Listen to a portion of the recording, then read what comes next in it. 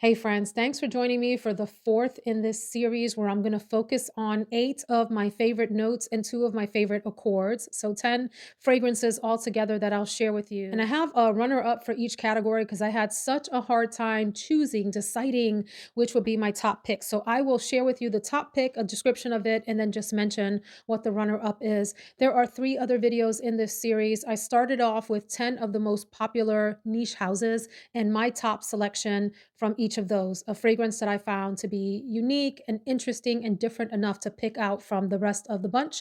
I did the same thing for 10 popular designer houses. And then the third video focused on 10 underrated houses and my top choice from all of those. So this is the Notes and Accords series. I am going to start off with a note that I have loved since I started my channel back in December of 2020. And it's the note of coconut, which appears in so many different types of iterations and styles and fragrances. Usually, when people think of coconut in perfume, they associate it with summertime. They associate it with smelling like sunblock or suntan lotion. And that is, yes, one type of coconut. And you have to combine that coconut with certain florals and other types of solar notes to give you that sort of sunblock effect. There is also a very sort of creamy, desserty, gourmand coconut that is probably my favorite way that it shows up. And that is to me like what it smells like when you open a cream of coconut can and you've got that sort of very thick, creamy coconut that smells sweet and luscious and decadent and just yum, yum, yummy that you would use in desserts or maybe in eggnog or other holiday drinks. And then there's a drier coconut that shows up in sort of an interpretive fashion.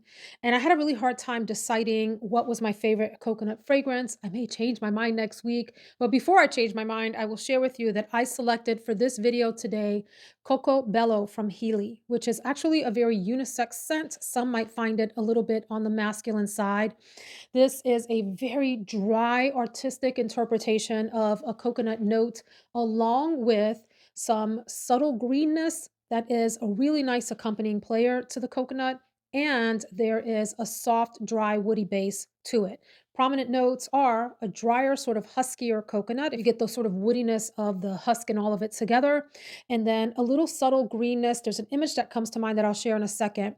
And the greenness is almost herbal in nature, but not quite. And the sandalwood, and there's also cedar. So those are notes that add this dry woodiness to the fragrance.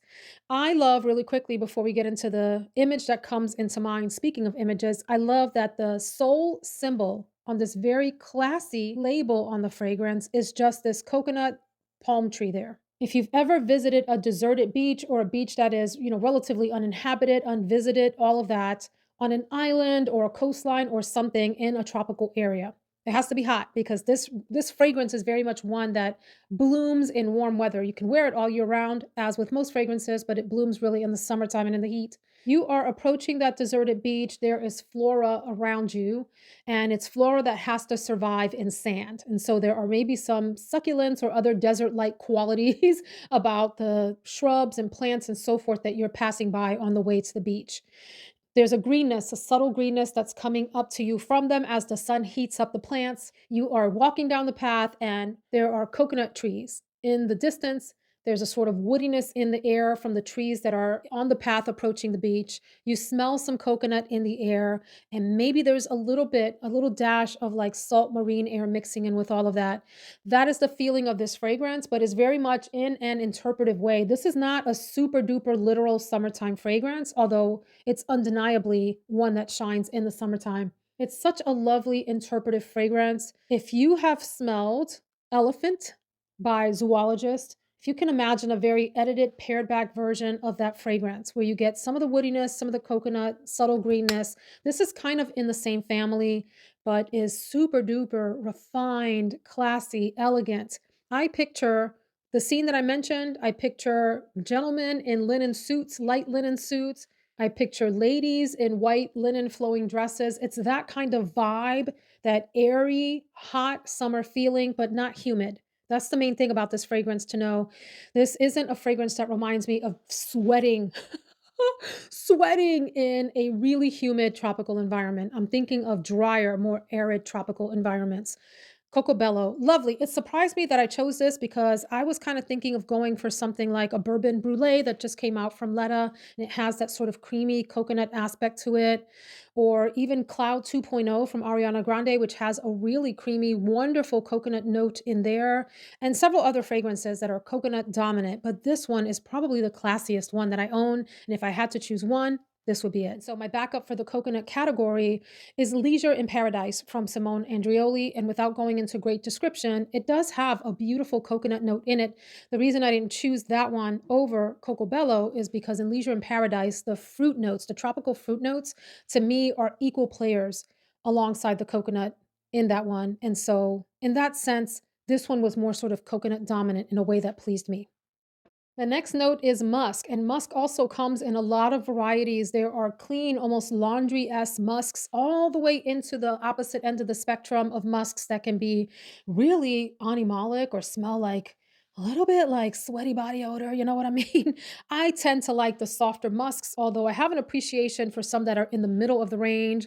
I don't so much love the ones that smell more like funk, like body funk. I can stay away from, from those for the most part. Now, I have a lot of beautiful musk fragrances. One of my favorite musks is actually the ones that show up, what types of musk, the ones that show up in the Tiziana Terenzi range. But I went with a more subtle musk that is easy for day to day wear. And my primary choice, my number one, is Skin from Clean Reserve, one that has been a favorite for me for a long time. This is, I think, bottle number three. I had two of these sort of original ones that came in the purple, smaller square bottles before this Reserve line came out. This is so delightful as a day to day, office friendly fragrance, hospital friendly, crowd friendly, travel friendly. You know, you can be in an airplane wearing a substantial amount of this without offending a single soul. It is a really sort of clean, fluffy musk, but it doesn't smell like a clean fragrance like laundry or detergent or soap, nothing. I mean, clean in that it's sort of thin and easygoing for a musk. It's warmed up by a number of different notes, including a praline note. There are some warm florals. I forget what the flowers are that are in here because they're never featured on websites or descriptions of this fragrance, but there are florals. I believe there's even something like a leather note that I don't pick up at all. In fact, I don't even want to say that because some people hear the note leather and they freak out and think it's not going to be for them. This is such a soft, easygoing, cocooning, warm hug in a bottle fragrance, but the office edition. There are some warmer hug in a bottle fragrances that are really obvious, like your sweater weather hug fragrances. This is like the office edition of a hug and a fragrance. Soft, subtle musk, this slight sweetness, maybe a little bit of saltiness in it too, that I, again, as I mentioned, don't typically pick up salty notes. It almost smells a little bit candy-esque, slightly like teetering on the precipice of being a little bit candy-like, but not yet. So this is delightful. My runner-up for this category, ooh, if you watch my channel, you know I had such a journey with this fragrance. It's actually another 13 by Le Labo, and the reason I didn't choose that one is because I think there are days that that one comes across woody and other days when it comes across musky. I think musk is the dominant accord in that one, although it has some slight, like, pencil shaving-esque aspect to it as well. Anyway, this is my top musk choice that I would choose out of my musk fragrances. Next, I'm going to go to an accord rather than any of the notes within the accord, and it's citrus as a general accord. I like a lot of citrus notes. The ones that I'm not as drawn to are the ones that have a sort of sharper, maybe sometimes like overwhelming tartness or sourness to them. Neroli can be one of those notes. Grapefruit is a citrus note that I actually love if it's accompanied by some sweetness. So, this is not in the video, but I'm going to mention it anyway. There's a skincare line called Fresh, and they make grapefruit Hesperides. I still haven't figured out how to say that word, but it's a grapefruit forward fragrance that has sweetness. It's so beautiful. I almost included it in this video, but there are other citrus fragrances that I love even more. And I had a really hard time choosing between the two I'm going to tell you about. So my top choice that I ended up picking because of the uniqueness factor is from Guerlain's Aqua Allegoria line, and it's Mandarine Basilic. Wow, what a gorgeous, unique fragrance. I don't have anything else in my collection that smells like this. I think I have smelled actually, let me stop lying. I think I have smelled a Jo Malone fragrance that is citrus and I forget what it's called. I think it's called lime and basil or lime and maybe it's lime and neroli or something, but it's also citrusy and aromatic like this one is. The primary notes in the fragrance are mandarin orange. There's clementine, which is a smaller orangey type of citrus and a little bit sweeter. Like it has a softer, more gentle taste than maybe your actual mandarin orange.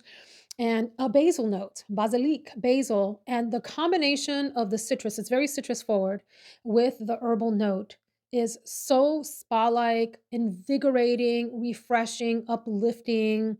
It is calming, it takes me away. It's like Calgon Take Me Away when I smell this, the summer edition, the summer version. Like if Skin is the office edition of fragrance hug in a bottle, this is the Calgon Take Me Away summer version here. It's just a beautiful scent. It's got a little bit of sandalwood and amber in the base to sort of ground it, give it substance, because citrus can be if you get a purely citrus fragrance, there's like a thinness to it and it sort of lingers in the air. I love that the base notes here ground this fragrance and give it some it's like a weighted fragrance. I was gonna say like a weighted doll when it has like weight in the bottom and you can sit it on a table and it doesn't weeble wobble. The base notes in this fragrance give this that same effect. This is not the most long-lasting fragrance. Depending on the day, it can be like a 4 to 6 hour range. I'm okay with that with citrus fragrances. I think that this is unique. There's something captivating about it. It is not your typical citrus fragrance, and I love it for that because of that basil combination. Just delightful. The other fragrance that nearly beat this one out, and maybe on a different day it would have beat it out, is Ginger Essence from Origins, which you've heard me talk about quite a bit here recently. That one has lime and I think it's lemon and then a ginger note, which is dominant in the fragrance. That one is a very light, wispy, almost whimsical, citrusy feel and spicy fragrance that is so fresh and delightful for day to day wear. But this one, because of the little bit of base and substance in it and the fact that there's an herbal component, wins out for me. We'll go to my favorite fruit note next. I like a lot of fruit notes. I can tolerate very fruity fragrances. I like fruity fragrances quite a bit. There's no denying that the queen of fruit notes for moi is the pear note. I find it really interesting and peculiar that some people cannot tolerate a pear note. It almost makes me sad that they're not experiencing the same sort of beauty that I get from a pear note. Pear, again, like a lot of notes, can show up in lots of different ways. You can have a crisp, green, refreshing pear, like you have in Juliet Has a Gun Pear Ink. Beautiful, musky, fruity fragrance, clean. Oh, I love that fragrance so much. You can have a very desserty, almost like crushed compote type of pear, like what shows up in La Belle or even La Belle Le Parfum, which also has a beautiful deep vanilla in it, or the more recent vanilla rock candy sugar, insert long name and a number of that Kayali fragrance that was recently released, which I own too, and it's a really, really good fragrance. But the pear fragrance that has this little heart here, the one I would reach for if I could only take one. And you will see this again in some of the top 10 videos that are coming up here at the end of December. It's newer this year and it is My Way. What the heck are you called? Hold on a second, y'all. Nectar. My Way Nectar. Sorry. Had a little bit of a memory brain fart there from Armani. And this is a 2024 release. And I love this beautiful pink nudie bottle here, the translucent pink on the, well, it's actually the cap and the fragrance because the bottle itself is actually clear. So the juice is pink. Anyway, some of the keynotes here, we have pear, we have, I'm not even going to read you the notes. We have pear and white florals are the main players here, and musk and bourbon vanilla. I had to look back down to make sure, but the delicate, feminine, sweet, almost ethereal nature of this pear is another Calgon Take Me Away, except the spring edition. Just a beautiful, lovely pear, bolstered by the white florals, made a little bit sweet and sort of deepened up with vanilla and the other base notes in here. And I think this is just beautiful pink femininity in a bottle that makes me happy. It makes me feel youthful when I wear this. I love to just come by and sniff this when I need like a scent to pick me up fresh out of the shower or something like that. Absolutely gorgeous. Love this fragrance. My two favorite white flower notes. Gardenia and tuberose. So those are up next. You either love these notes or you can't stand them and they feel really cloying, too mature, too heavy, too suffocating for you. I happen to adore both of the notes. I also like magnolia as a note, and sometimes they show up all together in fragrances. Jasmine is another beautiful white floral that I love. But if I had to choose two white floral notes, tuberose and gardenia, no doubt. And so I'll start off with my favorite gardenia fragrance. We have gardenia bushes out front. We have a magnolia tree across the street and in the neighborhood. Generally speaking, I get to smell these all the time in the spring and they're beautiful. Actually, I shouldn't say all the time, excuse me, because gardenia blooms very quickly. Our bushes bloom for 2 weeks and then they just die. The flowers get rotten and they fall off. So you get to enjoy the beautiful aroma from them for really about a week. And that second week, it starts to decay some. And so you get maybe a few more days and then they're just gone. So anyway, my favorite gardenia, I almost put in here Narciso from Narciso Rodriguez and the White Cube, which is in my top 10 for life, one of my very favorite all-time fragrances. But that fragrance is just as musky as it is gardenia heavy, and it also has some woodiness to it. So it didn't feel right to feature that as a gardenia forward fragrance. However, I will feature one that is newer for this year. Goodness, I think I also talk about this in the top 10 releases of 2024. So if it's a repeat, excuse me, you'll hear it again later this month. This is from Bond number 9 and it is New York Gardenia. If you remember when this first showed up in the pictures, I was really hoping that the actual bottle had these florals raised on them like that, like embossed into the bottle, but it's a sticker with the raised sort of sticker pattern. And I'll try to forgive Bond number 9 for doing that, but I do like the overall color of this bottle. I think it might have been even prettier if it was in cream or in white. But here we are, New York Gardenia, and it has other florals in it. There's tuberose, there's peony, I believe there's rose and other florals. But there is such a realistic, beautiful, creamy gardenia note. If you are not familiar with pure gardenia when it is bloomed and in its full glory, it is this almost thick, not quite as thick as tuberose. Tuberose is a really thick scent. I would say gardenia is medium to thick in terms of the texture and density of the note, but it has this fresh creaminess to it with these green aspects. Like if you think about a bouquet of flowers, how it smells both fresh and it has this sort of green aspect to it. Gardenia is creamy and green, white, floral, creamy, and green, and is rather intoxicating to me as a scent. I cannot stop smelling it when they bloom. I love to go out to our bushes and just stick my nose in the fresh blooms. There's nothing else like it. It's beautiful. There aren't many fragrances that I have smelled that smell like true, fresh, creamy gardenia that is freshly bloomed and with that touch of greenness. This is just so glorious. The fragrance also has moderate to long longevity, a nice projection bubble, smells really great in the air to other people smelling it around you. I mean, this is a showstopper of a fragrance when you wear it. It's quite beautiful. Very, very ultra femme, ultra femme. And does it remind me of New York gardens? Well, maybe not. Have you walked in New York City gardens? You have the smell of the city as well as the garden smells with you. But it does smell like my gardenia bushes. And I love that it has vanilla in the base as well to give it some body and sort of bolster the floral aspects of this in a way that don't make it too overly floral. I mean, it's definitely a heavily floral fragrance, but the vanilla I think kind of tempers this a bit. So this is just one of the best releases of the year. Fantastic floral smell.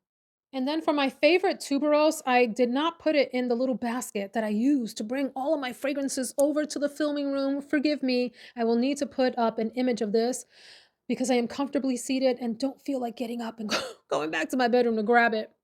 Atlantide from Tiziana Terenzi.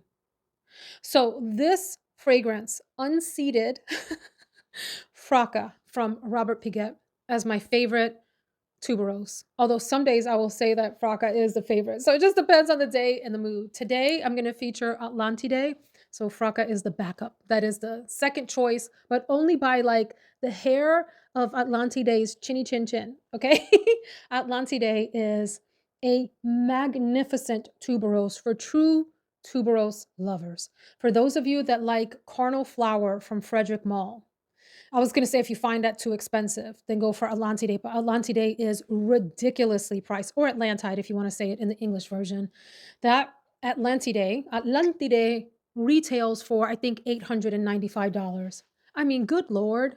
I didn't pay that much, but I did pay it might be the most expensive fragrance in my collection. I think I paid 320 something, because you know I don't pay full price for nothing.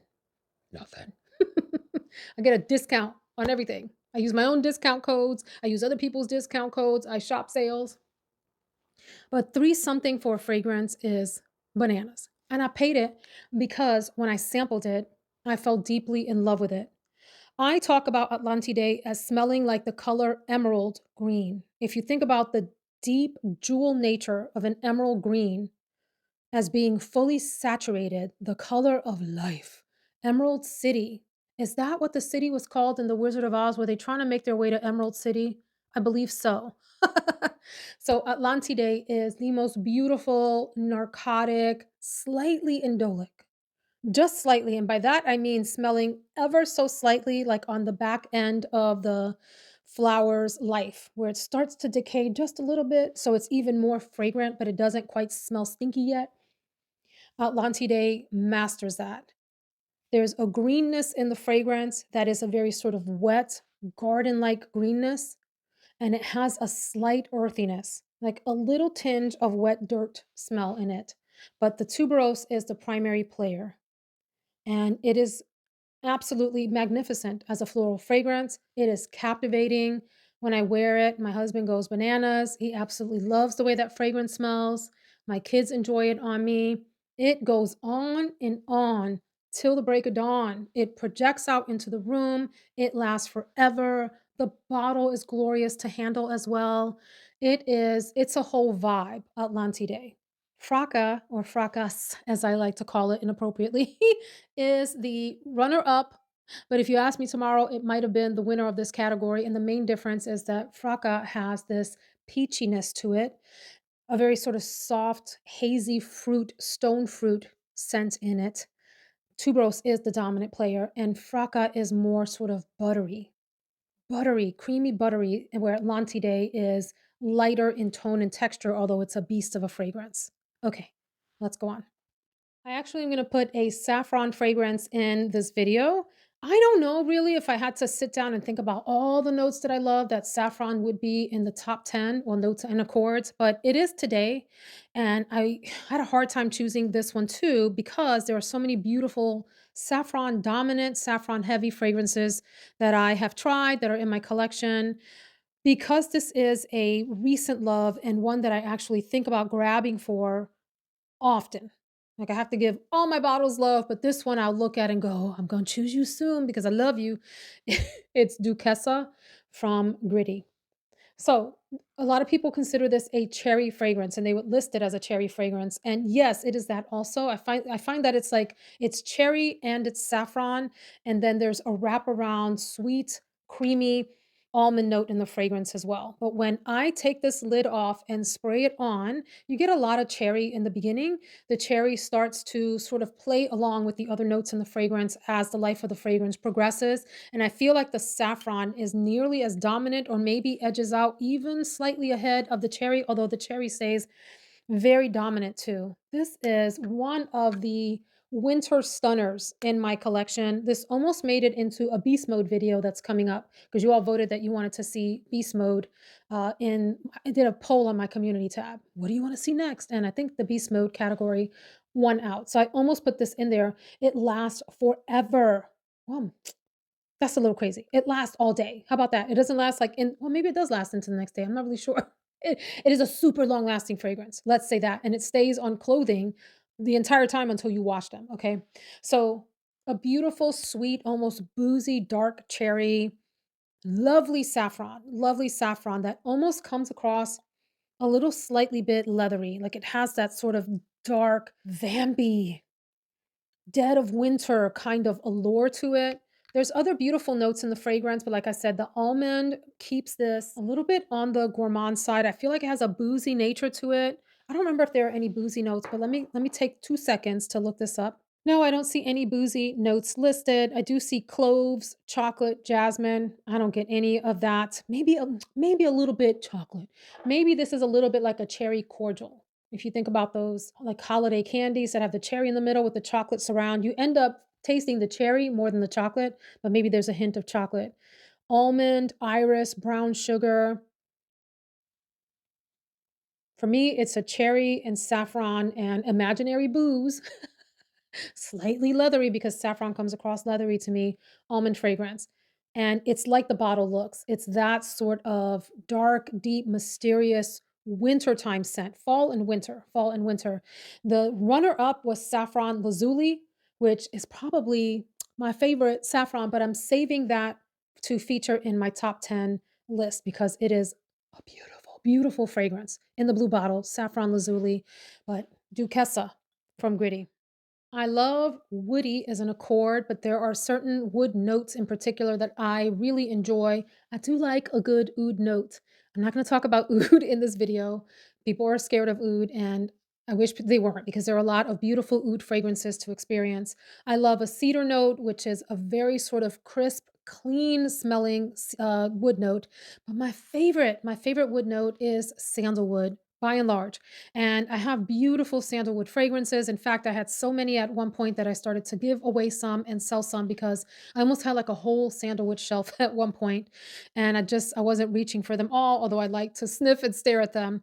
The winner for this category, and then I have a beautiful backup to talk about, is Santal Vanille from the Seven Virtues. Santal Vanille is a dominant sandalwood fragrance, and it's a very sort of creamy, soft, easygoing sandalwood. Some sandalwood smell very pickly to people. I don't think this is the kind of sandalwood that smells like pickle. If you smell Santal Vanille and if you pick up pickle, Peter Piper picked a peck of pickled peppers, right? Anyway, let us know in the comments if you get pickles out of this because I'd like for other people to know that might be interested in smelling this fragrance. This has also a lovely vanilla background to the sandalwood, but sandalwood is the dominant note. It's a sandalwood vanilla fragrance, as the name would imply, Santal Vanille. And there are spices in the fragrance, cardamom and some other types of spices. Some people might think this smells like pencil shavings. I guess you can get a little bit of that. But I love that it's a softer sandalwood than, say, like a Santal 33 from Le Labo, which definitely people get pickles out of that one. I think it's beautiful. And it's the vanilla here that adds sort of a very feminine aspect to this fragrance that I think makes it wearable for a lot of people. So this is my top choice as an enveloping, comforting, cozy winter sandalwood fragrance without being overbearing and dominant as a scent. Like it does not wear you, you definitely wear it. The other fragrance I wanted to mention is Santal Blush from Tom Ford, which was my favorite sandalwood fragrance for a long time. More here recently, I've picked up a little bit more masculine tones in that fragrance than maybe I did in the past. It's a good amount spicier than this one. And so I left that one on the shelf as a backup, as a beauty, but this is maybe the one that I would reach for as the more easygoing one of the two. I go next to amber as an accord. And so amber is made up of a number of different notes, typically with a strong vanilla and other resins and sometimes spices and so forth. And so amber gives the impression of a sort of like a golden warmth to a fragrance. And so I gosh, there's so many beautiful amber forward fragrances, and I am questioning my decision for the top pick, but I'm gonna stick with it. Sometimes, folks, in life, you just gotta make a decision and go with it, even if you're unsure. So here we are, and I'm going with Blessed Baraka. I'll share with you why I am questioning myself in a minute. But this fragrance, too, when you look on the Initio website, it lists as the main notes white flowers, sandalwood, vanilla, and musk. However, if you look at the description of the fragrance, it talks about it being a captivating blend of musk, sandalwood, and amber. And so, amber is a very, like I said, vanilla heavy accord. And so, we'll just leave it at that. It reads very ambery to my nose. It feels heavy, it feels golden, it feels deep, almost like syrupy sticky in some ways to me, and is so elegant. It is warm elegance. It's approachable, warm elegance. This is you have got the fireplace roaring in the background. It's not a gas fireplace, it's a wood fireplace and a big stone fireplace in a log cabin somewhere. And you're sitting there in your Ralph Lauren blazer and your riding pants and you've got your leather boots on and you're feeling yourself because you think you look like old money. And you're sitting there wearing your blessed Baraka. You smell cozy, you smell inviting, you smell elegant, you smell like you have your whole life together. Okay. And your fragrance is reflecting that. And it's a rich, thick, balsamic even smelling kind of deal. This is really, really good. You do get sandalwood, like a significant amount of sandalwood in the fragrance, but when I sniff it, it smells like a warm, almost spicy amber. I don't There are no spicy notes called out for this, but I feel like it has some spicy aspects to it. Anyway, warmth, winter warmth, and very unisex, although I would say that some people think this is masculine leaning. So just know that if you're interested in this. Now, the reason that I have potential regrets about choosing this is because I also really, really enjoy Material by Amouage. Although the thing is about Material is that some days it feels very amber forward and other days it feels very vanilla forward. And so that can be tough to choose. And that one has some spices too for winter and is just beautiful. Favorite vanilla. So, vanilla has been a super popular note in Fragcom and on YouTube and on Instagram. It seems like for the past year or two, it has been the dominant note of interest for many. And I have so many gorgeous vanillas. Another category that is nearly impossible to choose from. There's no denying that fragrances like Black Opium Le Parfum, the newer one that is very vanilla dominant, deserves a place here. And I'm trying to think of what was the backup for my vanilla fragrance. I have now forgotten, so maybe it wasn't that special. It wasn't Black Opium Le Parfum, although that's beautiful too. Why have I forgotten what my top vanilla was or my second vanilla was, but my top. At least this year when I'm recording this video. And you've heard me rave and rave and rave about the beautiful Vanille 12, Vanille Noon. I still don't know how to say it. Here you go. Here's the name. Vanille Midday. Vanille 12 o'clock. Francesca dell'Oro in this interesting bottle with the goofy cap. This has really captivated my heart. Melipona was another beautiful one from this year, but there's something unique and captivating about this fragrance that kind of ekes it out ahead of the other vanillas that could have been easily chosen for this category. And what is it about this? There is this slightly gourmand-esque edible nature to this, but very slight. I mean, I wouldn't call this a gourmand fragrance. I would call it like a fresh, fruity vanilla even. No, because when you say fruity, people tend to think of like berry fruitness, and I don't mean that at all. There's this subtle sweetness from a pear note and peach, and I think one other fruit note, and it's ever so slight.